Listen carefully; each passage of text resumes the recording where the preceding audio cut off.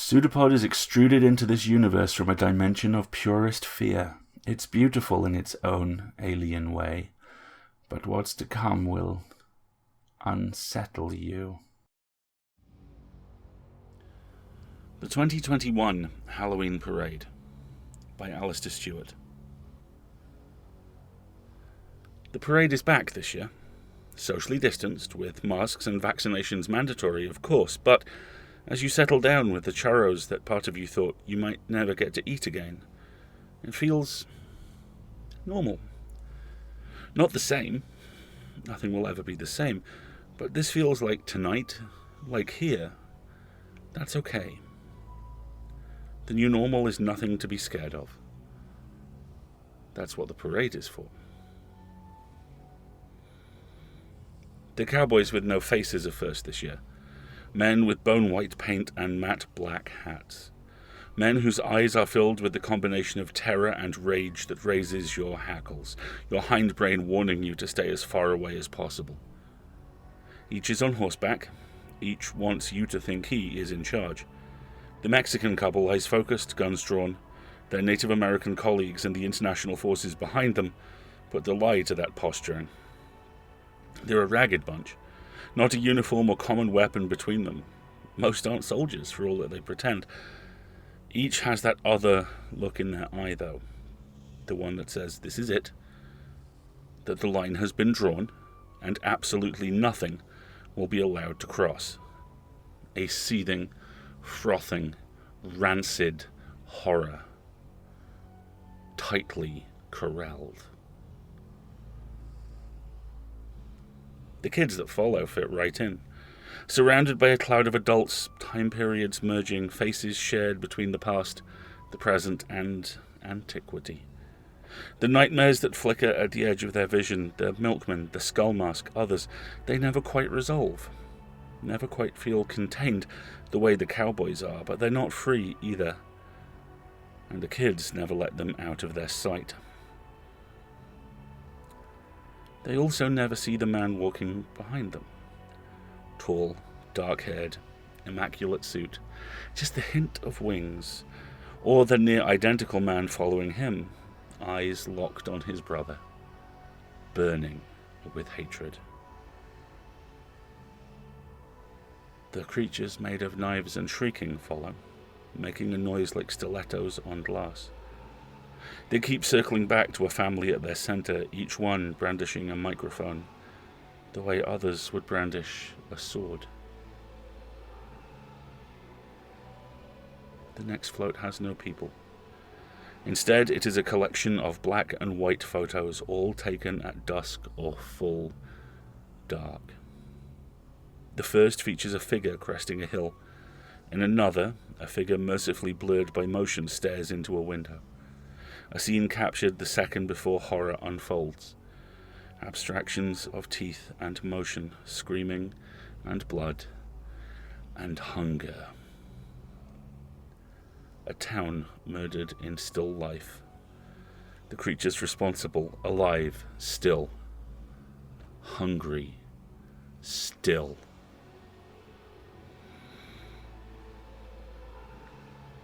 The large man with red hair is intimidating, but not frightening. He carries Excalibur the way you would carry an umbrella, and he has the look of a rugby captain. Built, friendly, apologetic. The woman next to him is all precision, jet black hair and bunched fists, the same hint of armor around her shoulders as his. The old woman that walks behind them, carrying a machine gun the size of herself, now she is the scary one. Especially when she catches sight of the flickering shape of a story on their heels.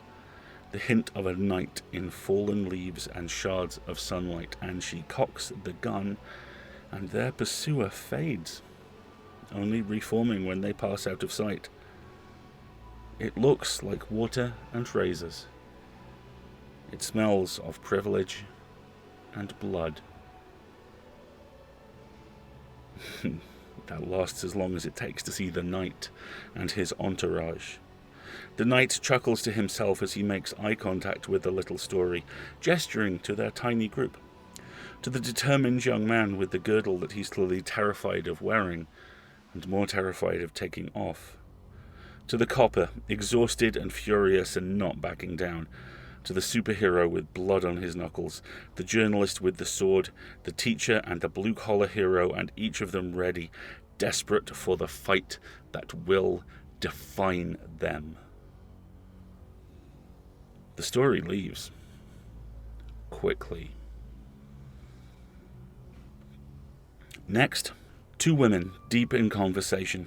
One woman wears a paranormal t-shirt and an astonishingly lovable potato-shaped dog. One who would give Noodle a run for his money gambols around her feet. The other wears an effortlessly stylish goth ensemble, broad-brimmed hat, bat-trimmed belt.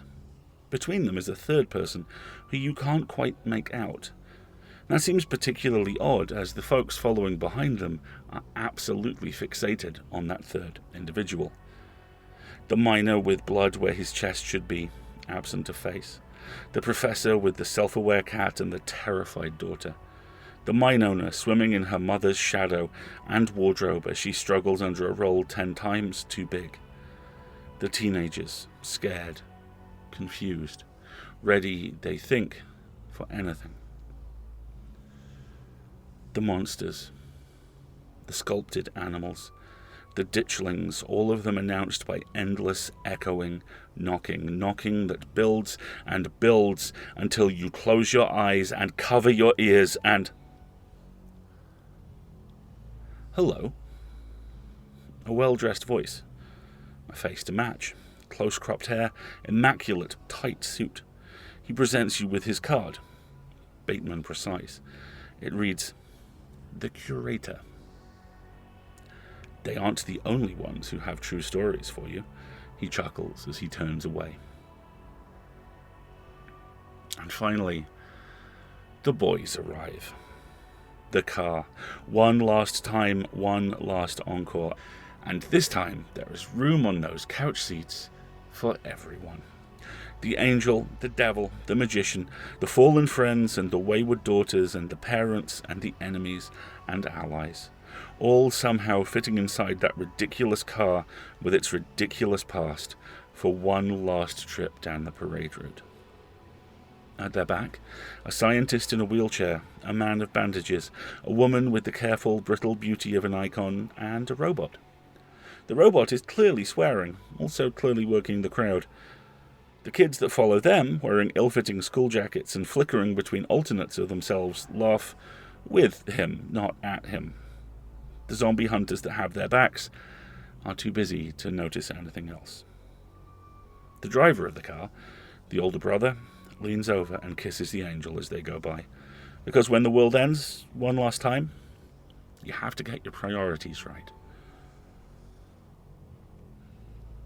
One last float, one last handful of dust, filled with so much fear.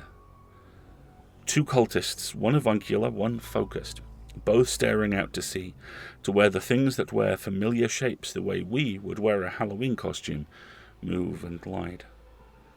The archivist. Or is that archivists? The flying man and the spider and the man and the woman you can't focus on however hard you try, and you do not want to try, all sitting wrapped as a young man with a wisp of fog at his heels reads poetry.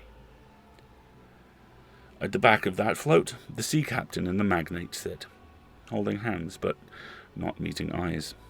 They shared a boat over with a group from a very small Scottish island, a pair of raucous mechanic lads, an old lady who is a really fun drunk, the haunted young man, and those who haunt him.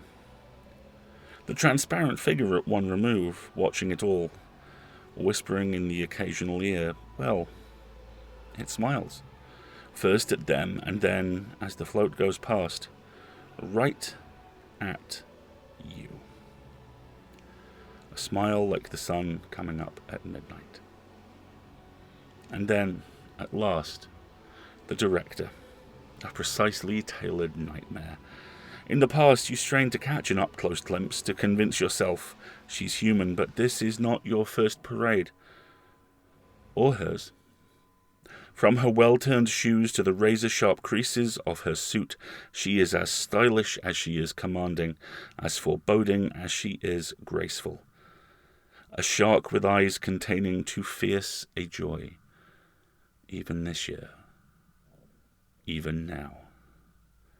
She turns, acknowledging both cheers and screams of the audience, gloves and mask flawless and unable to conceal her smile.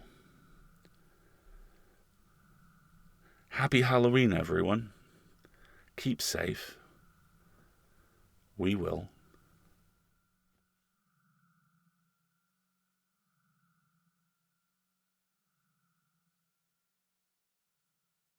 It's a PseudoPod. It's a big foot.